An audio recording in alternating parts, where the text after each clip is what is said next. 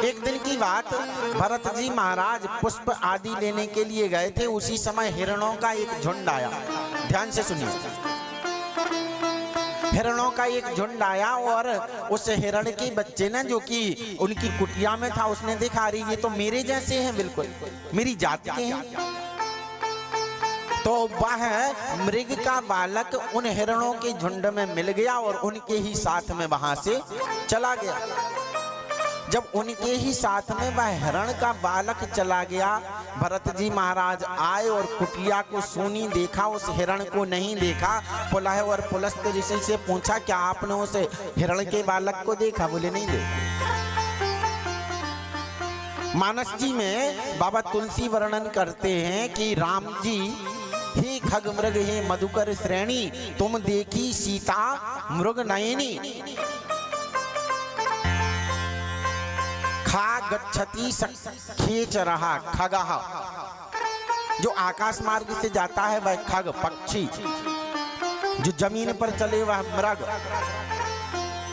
मधुकर भौरों से, पक्षियों से, हिरणों से राघव पूछ रहे हैं कि तुमने सीता को देखा क्या?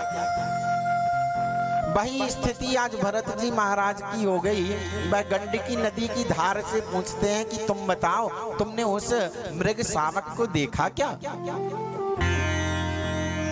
और ढूंढते ढूंढते ढूंढते ढूंढते जब नहीं मिला तो मन उदास हो गया, मन चिंतन करने लगा। जो चिंतन पहले ठाकुर जी के चरणों का होता था, अब वह मृग का चिंतन करते हैं। भाई मन तो एक ही है ना, कि घर के मारे बन गए और बन तज बस्ती माही, कबीरा ये मन लालची, ये कहूँ ठहरत नाय। घर को छोड़ करके जंगल चले गए, जंगल छोड़ करके बस्ती में आ गए, बस्ती से फिर कहीं दूसरी चले गए। ये मन है, ये बड़ा चंचल होता है। और मन एव मनुष्याणाम कारणम बंध मोक्षयो, ये मन ही है जो आपका बंधन करेगा, अथवा मन ही है जो मुक्ति के मार्ग को प्रशस्त कर देगा। आपके घर में बहुत बढ़िया से बढ़िया ताला होगा, लेकिन उस ताले की चाबी एक ही होती है। एक का मतलब क्या? किसी के घर में ऐसा ताला है क्या कि एक ताला, उस ताले की एक चाबी से वह खुलता हो और दूसरी से बंद होता हो। एक ही चाबी से वह खुल भी जाता है और उसी एक चाबी से वह बंद भी हो जाता है। उसी प्रकार से ये जो मन है ना, इस मन को अगर परमात्मा की ओर लगा दिया तो हम खुल गए, बंधन से मुक्त हो गए। और अगर इसको संसार में फंसा दिया तो ताला बंद है।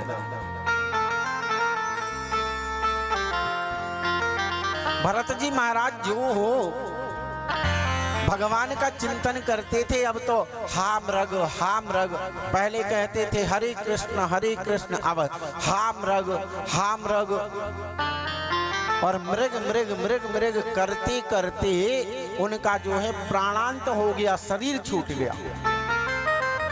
और सिद्धांत कहता है कि अंते मति सागति, अंत में जिसका हम चिंतन करेंगे वही बनना पड़ेगा। अंत में जैसी हमारी मति होगी ना, उसी के अनुसार हमारी गति हो जाएगी।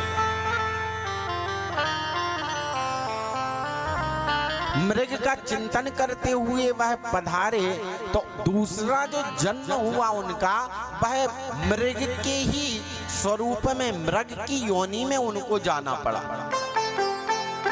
मृग बन करके उत्पन्न हुए। लेकिन जो भजन किया है ना, वो भजन कभी निष्फल नहीं जाता। भगवान का ऐसा सिद्धांत है कि न मे भक्तः प्रणश्यति, मेरे भक्त का कभी नाश नहीं होता। हम आप लोगों से इतने ऊपर बैठे हैं, भगवान न करे हम यहां से गिरे। हम गिरेंगे तो कहां? जमीन पर गिरेंगे।